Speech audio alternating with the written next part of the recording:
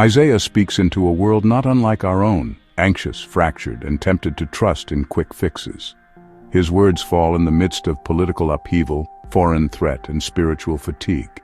And yet the prophet dares to proclaim not only comfort, but transformation, a reshaping of minds, communities, and nations under the hand of God. He refuses shallow consolation, calling instead for a faith that sees beyond immediate relief to lasting restoration. Isaiah's vision is not a utopia born of human schemes. It is a society renewed when divine wisdom, human obedience, and communal participation converge. His message is deeply triadic: comfort set against risk, intervention balanced by fidelity, hope reframed until deserts bloom and enemies become partners. Today we walk Isaiah's path to societal transformation, not as distant poetry, but as a living word calling us to risk trust in God's purposes for our own age. Comfort, comfort my people, Isaiah begins, and the room exhales. We know the relief of a word that loosens the shoulders and slows the heart. But Isaiah is not naive. He has walked Jerusalem's streets and seen how panic seeks easy cures. He warns of treaties sealed in fear and idols carved out of impatience, alliances with Egypt, policies without prayer, remedies that multiply dread rather than ease it. In his vision, relief is not the absence of trouble, but the recognition of a presence. It is what happens when a people learn to read the hand of God in the middle of scarcity and threat. Relief without discernment hardens into denial. Risk without trust mushrooms into terror. But when trust becomes our lens, even risk is reframed. The same winds that once scattered us begin to lift us, and those who wait for the Lord shall renew their strength.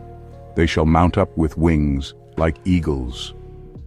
The path to societal healing is not a straight line of soothing slogans.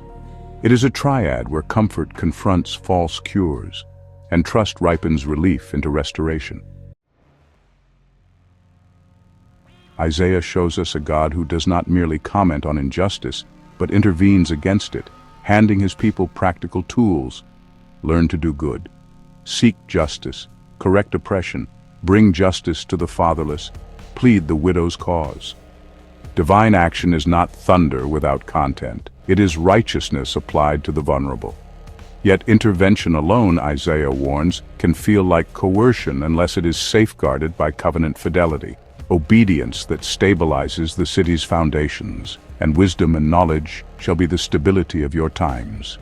Then comes the marvel. God does not hoard the work. He invites nations into the project, people streaming to Zion not as conquered subjects, but as eager learners saying, "Come, let us go up, that he may teach us his ways, and that we may walk in his paths."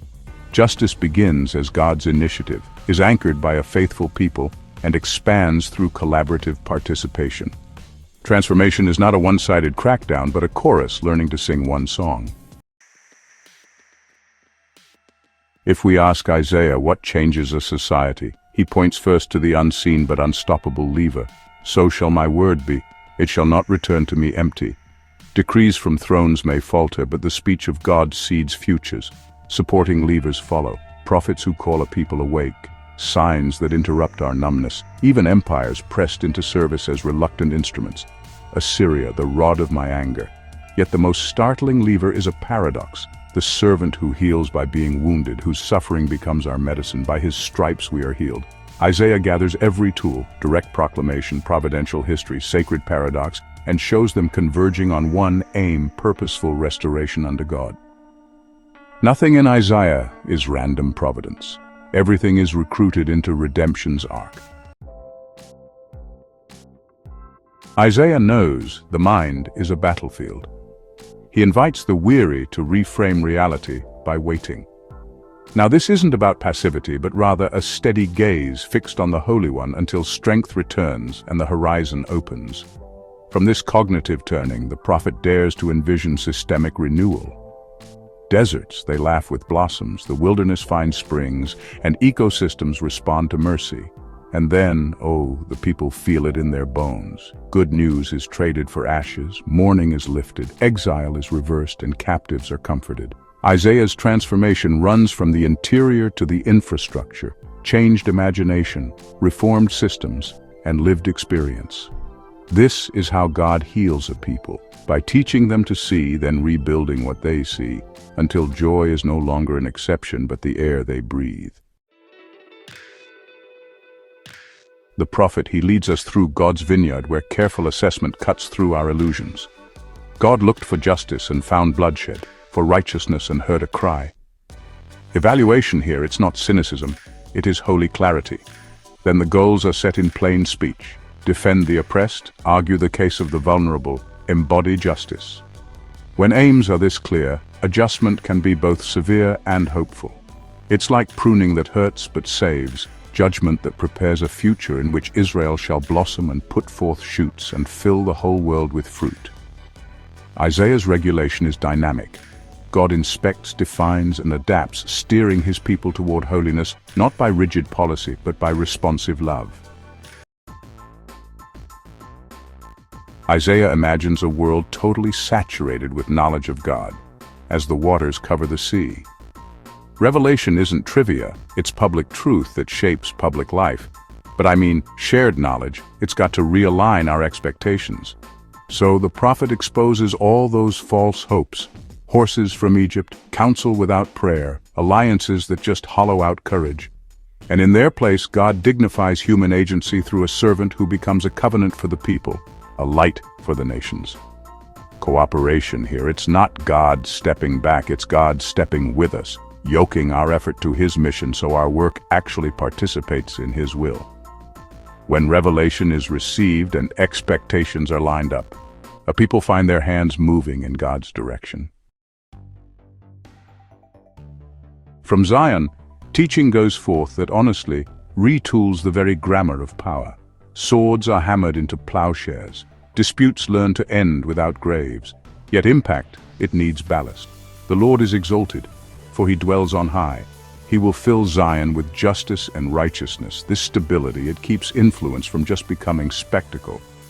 Then Isaiah surprises us with partnerships we never expected. Egypt and Assyria, names that once meant threat, are welcomed into the worshiping family.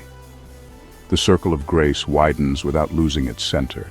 In Isaiah's world, influence is stabilized by justice and expanded through reconciled enemies who now call each other blessed. Isaiah refuses the metrics of domination. Success, he says, is shalom, the effect of righteousness that is peace.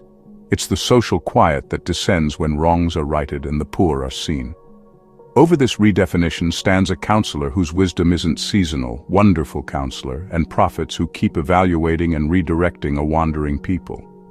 God models proactive engagement, warnings before collapse, signs to anchor faith, and comforts after loss. In such a world, success isn't luck or conquest. It's the fruit of wise judgment joined to forward action, a people anticipating, adapting, and collaborating under the redemptive purposes of God. Beloved, Isaiah doesn't just hand us a slogan, he teaches us a movement. Relief must be discerning, intervention must be covenanted, levers must converge on restoration. Minds renewed must become systems renewed until joy is embodied. Assessment must name truth, goals must be holy, adjustments must be hopeful, revelation must realign, and cooperation must widen the table. Impact must rest on justice, and partnership must surprise us, and what we call success must look like peace. If we'll trust the one who speaks and does not fail, the path Isaiah charts will become our path, where a comforted people risk trust, and a restored people become a blessing to the nations. Amen.